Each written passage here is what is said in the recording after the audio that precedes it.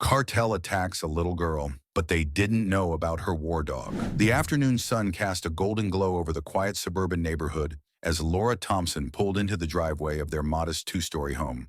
She sat for a moment, gripping the steering wheel, breathing deeply to steady herself. Today was a big day, and she wasn't sure if she was ready. In the passenger seat, Emma, her 12-year-old daughter, sat silent, her small hands resting in her lap. The weight of anticipation hung heavy in the air. Emma turned her gaze toward the back seat, where Duke sat rigid and alert. He was a striking German shepherd, his coat a mixture of deep sable and black, his ears tall and pointed like sentinels of the past. He had spent years on the battlefield, serving alongside her father, Michael. But Michael wasn't here anymore. The thought sent a dull ache through Emma's chest, and she clenched her fists, willing herself to stay strong. Laura opened the car door, stepping out first before opening the back. "Come on, Duke," she said gently. The dog didn't hesitate, leaping out with a controlled grace that spoke of years of discipline. Emma followed, and together they walked toward the house. The home hadn't changed much since Michael's death, but without him it felt emptier. The air inside was thick with memories, his favorite armchair in the living room, his books neatly lined up on the shelf, the framed photographs that still captured his warm smile. Emma barely glanced at them as she walked in, her attention fixated on Duke. Duke sniffed the air as he stepped inside, his muscles taut with alertness. His sharp eyes scanned the living room, then the hallway, then the staircase, mapping the space as if preparing for a mission. Laura set her purse on the kitchen counter, watching him carefully. "He's still adjusting," she murmured, though she wasn't sure if she was talking to Emma or herself.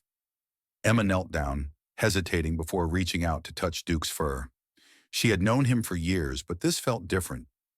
In Afghanistan, Duke had been her father's shadow, his guardian. Now he was here, in their home, but Michael wasn't. It didn't feel right.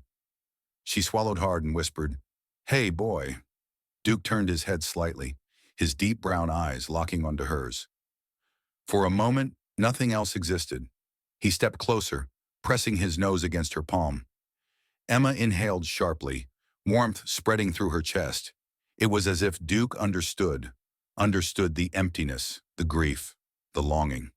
That night, as the house settled into silence, Duke lay curled at the foot of Emma's bed, his ears twitching at every small sound. Laura peeked in, watching them. Emma had fallen asleep with her hand resting on Duke's back. Something about the sight made Laura's throat tighten. She had been uncertain about keeping Duke, worried he would be a painful reminder of Michael. But now, watching her daughter sleep peacefully for the first time in weeks, she knew she had made the right choice. The next morning, Emma woke to the rhythmic sound of Duke's breathing. She stretched, yawning, before looking down at him. "You stayed," she murmured. The dog blinked up at her, his tail thumping softly against the mattress. She smiled, the first genuine one in a long time, before slipping out of bed. Breakfast was quiet, as it had been since Michael's passing. Laura moved through the kitchen mechanically, brewing coffee, making toast, but the warmth in her actions felt muted. Emma sat at the table, absently pushing scrambled eggs around her plate, while Duke sat at her feet, ever watchful. After eating, Emma grabbed Duke's leash and glanced at her mother. "Can we go for a walk?" she asked. Laura hesitated before nodding. "Stay close to the neighborhood." Outside, the autumn air was crisp, the trees painted in hues of amber and crimson. Emma led Duke along the familiar path that wound through their cul-de-sac. As they walked, she talked, not about anything in particular, just about the leaves, the chill in the air, the way the morning light hit the pavement. Duke listened, his ears twitching occasionally, his gaze scanning their surroundings with the vigilance of a soldier on patrol. At the park, Emma sat on a bench while Duke sat beside her, his tail curled neatly around his paws. She pulled her knees to her chest, resting her chin on them. "Do you miss him?" she asked softly. Duke didn't respond, of course, but the way he turned his head slightly made it feel like he understood. Emma exhaled, closing her eyes for a moment. "I do." Their moment of quiet was interrupted by the sharp bark of another dog. Duke's head snapped up, his body going rigid. Emma followed his gaze to see a man walking a large Doberman a few yards away. The other dog pulled at its leash, growling lowly. Duke didn't move, but Emma could feel the tension rolling off him. "It's okay," she murmured, reaching down to place a hand on his back. Duke relaxed slightly, but kept his eyes locked on the other dog until it was out of sight. Emma let out a slow breath. She had forgotten. Duke wasn't just a pet. He was trained for war, for danger. She wondered if he could ever fully leave that behind. When they returned home, Laura was waiting on the porch. She looked relieved, but there was something else in her expression. Something hesitant. "How was the walk?" Emma shrugged. "Good." She unclipped Duke's leash and he trotted inside, making a quick round of the house before settling near the couch. Laura studied him for a moment before looking at her daughter. "Emma," she began carefully, "I just want to make sure you understand. Duke isn't just any dog. He's still adjusting, just like we are." Emma frowned. "I know that," Laura sighed, rubbing her temples. "I just mean, he's been through things we can't even imagine. He's still got instincts. He's still on edge. We have to be patient with him." Emma folded her arms. "You don't want him here, do you?" Laura's eyes widened slightly before she shook her head. "No, that's not it." She glanced toward Duke, who lay calmly but was clearly listening. I don't want you to get too attached if this is too hard for him. He's already done his service, Emma. He deserves peace." Emma bit her lip, her gaze flickering toward Duke. "And what if he needs us just as much as we need him?" Laura didn't have an answer for that. Instead, she sighed and ran a hand through her hair. "Let's just take it one day at a time, okay?" Emma nodded, but in her heart she had already made up her mind. Duke belonged here. He belonged with her, and she would prove it. The days that followed settled into a rhythm, one that felt almost normal. Duke was becoming part of the household, though his presence still carried an unshakable weight, like a shadow of the past that refused to fade. Laura found herself watching him constantly, half expecting something in him to snap, for him to revert to the hardened soldier he had been overseas. But it never happened. He remained steady, loyal, never giving them a reason to doubt him. Emma, on the other hand, had no such reservations. To her, Duke was home, the last living piece of her father, and she clung to him with a quiet desperation she didn't fully understand. She walked with him every day after school, sometimes to the park, sometimes just around the block, always talking, always sharing bits of her life like she had with her father. Duke listened, his ears twitching, his steady eyes filled with something she could only describe as understanding. It was on one of these walks that Emma first noticed something strange. They were heading back home when Duke suddenly stopped in his tracks, his body stiffening, his head snapping toward a parked car just down the street. Emma followed his gaze but saw nothing unusual, just a black sedan, its windows tinted too dark to see inside. Duke let out a low, almost inaudible growl, his body shifting slightly as if preparing to move. Emma's stomach tightened. "What is it, boy?" she murmured, tightening her grip on his leash. He didn't move. For a long moment he remained like that, perfectly still, his ears perked, his muscles coiled. Then just as suddenly as he had stopped, he relaxed, his stance loosening, the tension melting away. He turned back toward home, pulling Emma gently along as if nothing had happened. But Emma knew better. Duke never reacted without reason. That night, Emma told Laura about the car. Her mother listened, her expression unreadable as she leaned against the kitchen counter, stirring a mug of tea she had no intention of drinking. When Emma finished, Laura exhaled, rubbing her forehead. "It was probably nothing," she said, though there was something forced about her voice. "People park all the time, sweetheart. Duke's just being protective." Emma wanted to believe her, but something about the way Laura avoided her gaze made her uneasy.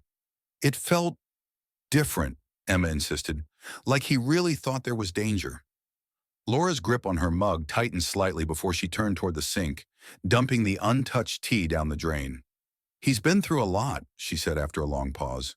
"Sometimes dogs like him, dogs that have seen combat, they see threats even when there aren't any." She glanced at Emma then, forcing a small smile. "Let's not worry about it unless we have to, okay?" Emma didn't argue, but the feeling didn't go away. It got worse the next afternoon. She was walking home from school alone, her backpack slung over one shoulder, her breath curling in the crisp autumn air, when she noticed it. The same black sedan, parked a few houses down from hers. Her heart pounded. She slowed her steps, her fingers curling tightly around her backpack strap. The car's engine was off, its windows still too dark to see through. Emma swallowed, forcing herself to keep moving. She didn't want to look afraid. She reached the driveway and hurried inside, locking the door behind her. Duke was there instantly, his nose pressing against her leg, sensing the unease radiating off her. "It's okay, boy," she whispered, kneeling to wrap her arms around him. "I'm just being paranoid." But she didn't believe it. The feeling stayed with her all night. Even as she sat at the dinner table with Laura, poking at her food, even as she did her homework, even as she climbed into bed and stared at the ceiling, waiting for sleep to come. It wasn't until well past midnight that she heard it, the faintest rustling outside her window. Her breath hitched. She sat up slowly, heart hammering. Duke lifted his head from where he had been lying on the floor, his ears twitching, his body suddenly alert. Emma held her breath. The noise came again, soft, deliberate. Someone was outside. Before she could move, Duke was up, padding toward the window with eerie silence, his posture low, ready. Emma crawled out of bed, heart racing, and pressed herself against the wall beside the window. Slowly, carefully, she peeked through the blinds. A shadow moved just beyond the fence line, a figure barely visible in the moonlight. Emma's throat tightened. Someone was there. Before she could react, Duke let out a deep, guttural growl, the kind that sent chills down her spine. The figure outside froze. Then, after a brief hesitation, it disappeared into the night, vanishing as if it had never been there at all. Emma stood there for a long time, her pulse thrumming in her ears. Duke remained by the window motionless, watching. Eventually, she forced herself to move. She ran straight to Laura's room, shaking her mother awake. "Mom," she whispered urgently. "Someone was outside." Laura sat up instantly, her sleep-hazed mind clearing in an instant at the look on Emma's face. "What?" she asked sharply. "Are you sure?" Emma nodded frantically. "I saw them. Duke did too. He scared them off." Laura was already out of bed, grabbing her phone. She called the police while Emma stood by the doorway, Duke at her side, still watching the window as if the threat hadn't completely passed. The police arrived within minutes, their flashing lights casting sharp beams across the lawn. They searched the area but found nothing. No footprints, no sign of forced entry, nothing to suggest anyone had been there at all. "Could have been a coyote," one of the officers suggested, but the look in his eyes said even he didn't believe that. Laura thanked them, though Emma could see the tension in her posture, the way her arms were wrapped tightly around herself. After the officers left, Laura locked every door and window, double-checking them before turning to Emma. "I don't want you walking home alone anymore," she said firmly. "I'll pick you up." Emma just nodded. For once, she didn't feel the need to argue. That night, she barely slept. Duke stayed by her bed, his eyes half open, listening, waiting. Emma felt safer with him there, but she couldn't shake the gnawing fear in her gut. Someone had been watching. Someone had been there. And whoever they weren't finished. The days that followed were thick with tension, an invisible weight pressing down on the Thompson household. Laura kept the doors locked at all times, her eyes flicking toward the windows every few minutes, as if expecting something to emerge from the darkness beyond. Emma found herself mirroring her mother's unease, jumping at the sound of a door creaking or the wind rustling the trees outside. But it was Duke who changed the most. He had always been alert, always watchful, but now he never truly rested. He paced the house at night, his claws clicking against the wooden floors, his ears twitching at the faintest noise. Every time Emma looked into his deep brown eyes, she saw it. The soldier in him was back, the instincts of war reignited by whatever threat had slithered into their lives. Laura followed through on her promise to pick Emma up from school, arriving every afternoon at exactly 3 o'clock. Emma appreciated it, but it didn't make her feel safer. Not really. She still found herself scanning the streets as they drove home, her stomach twisting at the thought of the black sedan that had been parked near their house. She hadn't seen it since that night, but that only made it worse. It was like waiting for a storm to hit when the sky was deceptively clear. One evening, as Emma sat at the kitchen table pretending to do her homework, she noticed Duke lying by the front door, his body unnaturally still. His ears were pinned forward, his breathing controlled, his entire frame coiled with the quiet tension of a predator waiting for its moment to strike. Emma set her pencil down and stood carefully, not wanting to startle him. "Duke?" she whispered. He didn't move. His gaze remained locked on the door, unblinking. Emma's throat went dry. She turned toward the window, pulling the curtain aside just enough to peek out. A man stood at the edge of their driveway, her breath caught in her chest. He wasn't moving, wasn't approaching, just standing there, his hands in the pockets of his dark jacket, his head tilted slightly as if he were studying the house. Emma's heartbeat pounded in her ears. The man didn't belong here. She knew every neighbor on their street, every regular passerby, and he wasn't one of them. The air in the room felt suddenly thick, suffocating. Duke let out a deep, guttural growl, the sound so low and dangerous that it sent a shiver up Emma's spine. She took a step back, her movements slow, careful. "Mom," she called out, barely able to keep her voice steady. "Mom, come here." Laura appeared almost instantly, sensing the urgency in her daughter's tone. "What is it?" Emma pointed toward the window. Laura followed her gaze and froze. For a moment, neither of them moved. Then Laura grabbed her phone and, with a shaking hand, dialed the police. As she lifted it to her ear, she glanced back outside. The man was gone. Emma let out a breath she hadn't realized she was holding, but it did nothing to ease the sickening feeling in her gut. She stepped forward again, her eyes darting across the street, down the sidewalks, scanning every shadow. Nothing. It was as if he had never been there at all. But she knew better. The police arrived within minutes, just as they had before. Two officers stepped out of the patrol car, their hands resting near their holsters, their expressions unreadable. They listened as Laura explained what had happened, nodding along, their faces carefully neutral. One of them, Officer Ramirez, took a slow look around the yard, then sighed. "We'll do another sweep, ma'am, but unless this man did something illegal, there's not much we can do." Emma clenched her fists. "But he was watching the house," she blurted out. "That's not normal." The officer met her gaze, his expression softening just slightly. "I understand," he said, "but unfortunately, standing on a sidewalk isn't a crime. If he comes back or does anything suspicious, call us right away." Laura thanked them, but Emma could see the frustration in her mother's face as the officers drove off. She felt it too. Someone was watching them, someone who didn't belong, and the police weren't going to do anything about it. That night, Emma barely slept. Every creak in the house, every whisper of wind against the windows set her nerves on edge. Duke stayed by her bedside, his breathing steady but his body tense, as if he too were waiting for something to happen. And then, 2 nights later, it did. Emma woke with a start, her heart hammering in her chest. She wasn't sure why at first. The house was silent, the kind of deep, empty silence that made everything feel heavier, more suffocating. She sat up, rubbing her eyes, trying to shake the fog of sleep from her mind. Then she heard it, a faint scraping noise. Her body went rigid. She turned her head toward the window, straining to hear past the pounding of her heartbeat.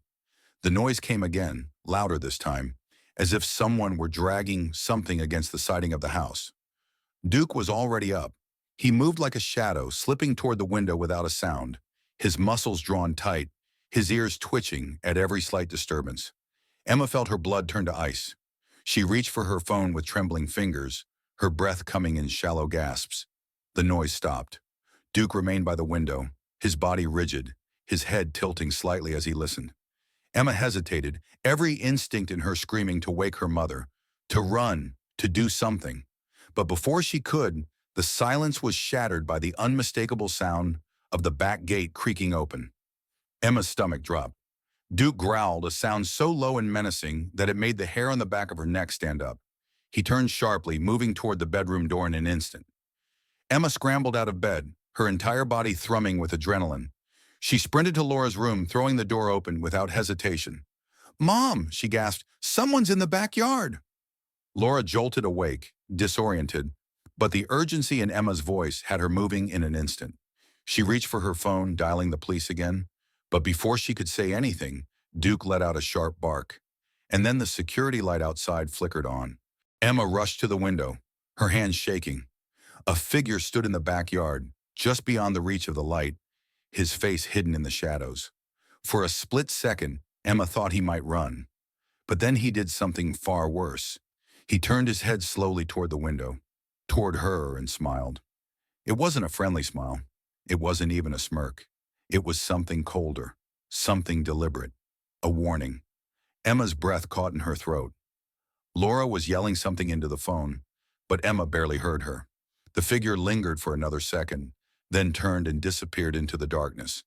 The police arrived again, but once again, there was nothing to be found. No footprints, no sign of forced entry, nothing. But Emma knew this wasn't over.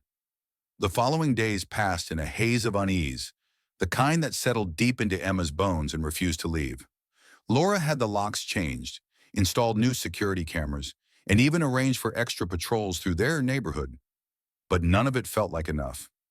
The man in the backyard had left no trace behind, no proof that he had been there at all, except for the memory of his lingering gaze, that slow, deliberate smile that haunted Emma's dreams. She barely spoke, barely slept, and Duke had become her shadow, following her from room to room, his body always coiled with a quiet, restrained tension. He knew. He sensed it just as much as she did. The danger wasn't gone. It was waiting.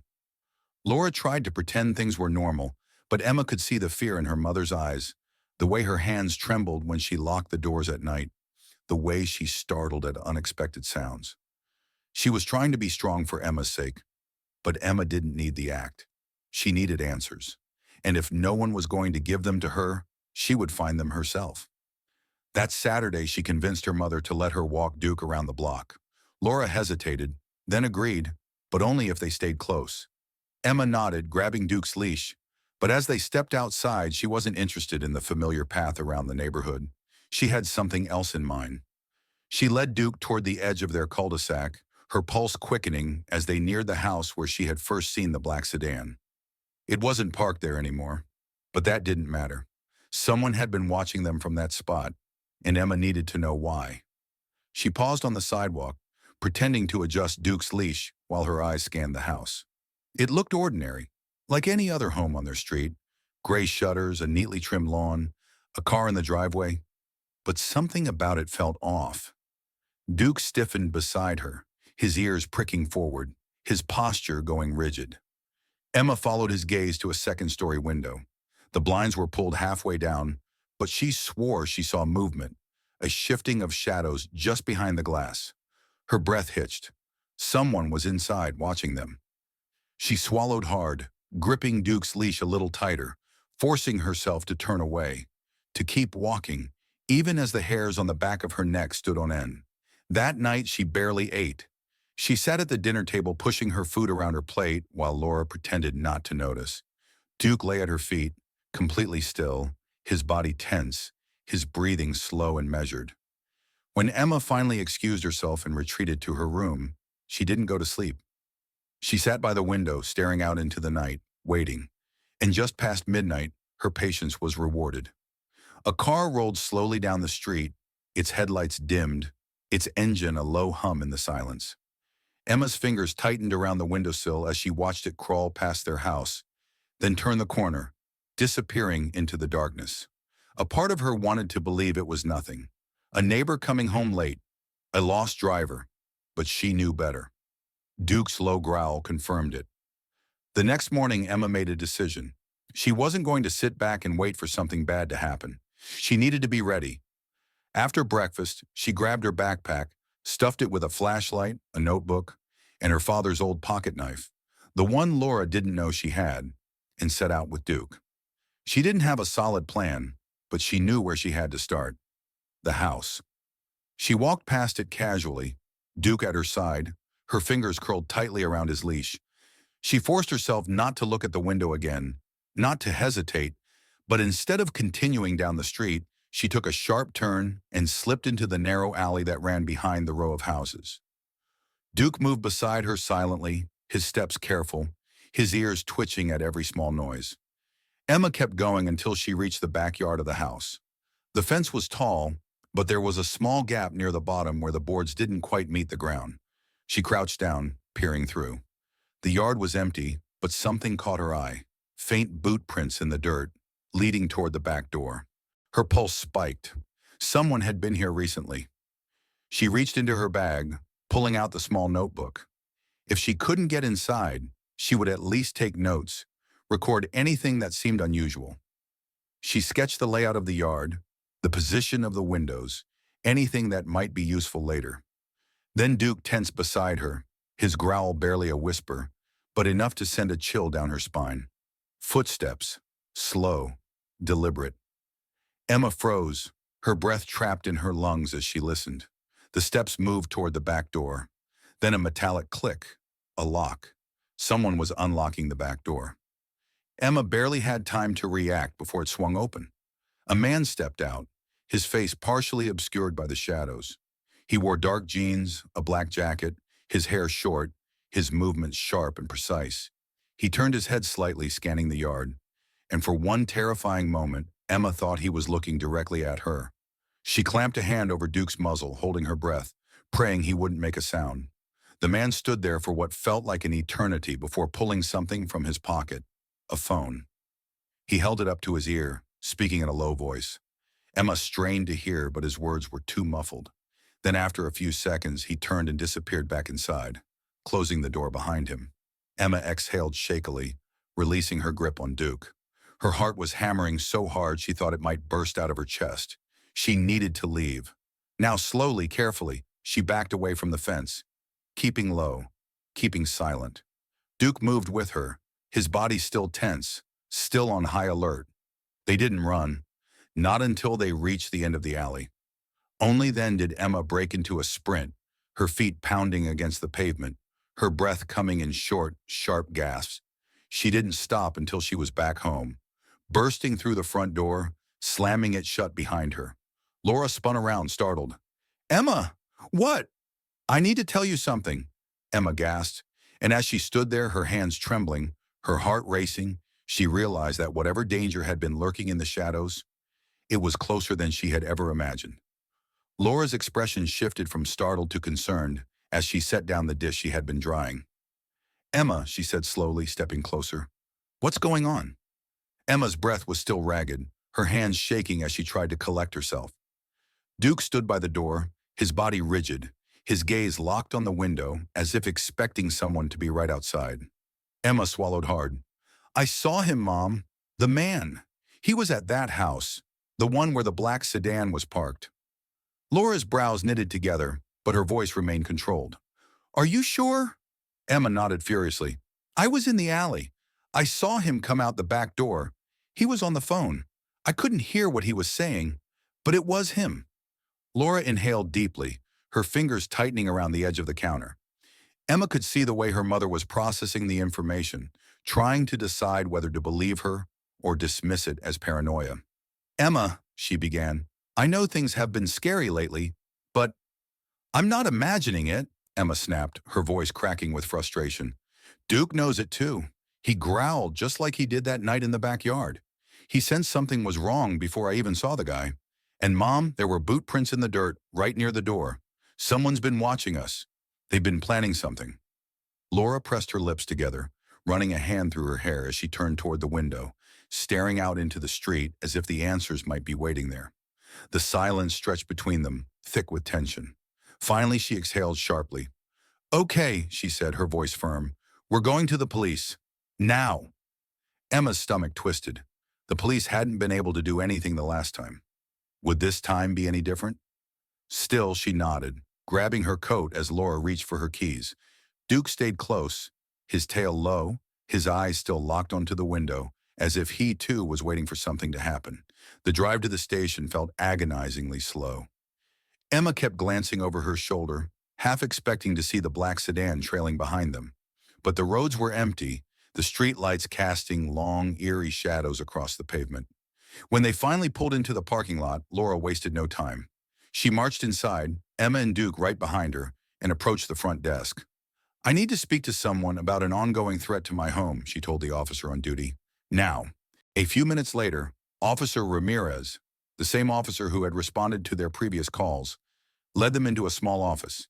He gestured for them to sit, but neither Emma nor Laura did. "You said you saw the man?" Ramirez asked, directing his question to Emma. She nodded. "I saw him come out the back door of that house on Maple Drive. He was on the phone. I don't know what he was saying, but it felt wrong." Ramirez exhaled through his nose, leaning back slightly in his chair.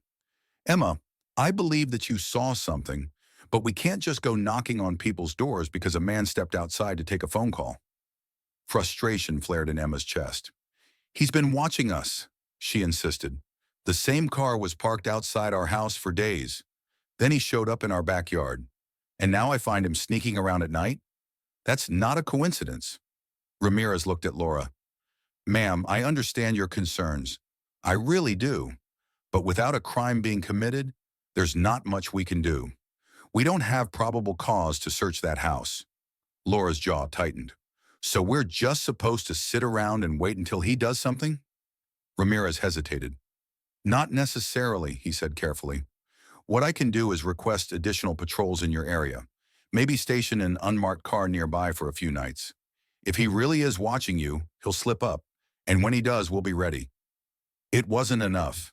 Emma could see it in her mother's face, could feel it in the pit of her own stomach. But Laura nodded, because what else could she do? "Fine," she said, her voice clipped. "Do what you have to." The ride home was silent. Laura kept both hands on the wheel, gripping it tightly enough that her knuckles turned white. Emma stared out the window, her mind racing. She knew the police wouldn't be able to stop this. The man was too careful, too calculated. He had been watching them for weeks, and if he was planning something, it wasn't going to stop because of a few extra patrols. That night, Emma couldn't sleep. She lay awake, staring at the ceiling, listening to the sound of Duke's breathing beside her bed. Every creak in the house made her heart jump. Every gust of wind against the window made her tense. It was nearly 3 in the morning when she finally got up, slipping quietly toward her desk and pulling out the notebook she had taken with her earlier that day. She flipped to the page where she had sketched the layout of the backyard, running her fingers over the faint lines she had drawn. She knew where the man was hiding. She knew where he was coming from. And if the police wouldn't do anything about it, then maybe she had to. Her fingers trembled as she reached for her phone, scrolling through her contacts until she found the name she'd been looking for. She hesitated for only a second before pressing the call button. The phone rang twice before a groggy but familiar voice answered. "Emma? Uncle Sam," she whispered, glancing toward her bedroom door to make sure her mother wasn't awake. "I need your help." There was a pause on the other end, then a sigh. "All right," he said. "Tell me everything." Emma closed her eyes, exhaling slowly.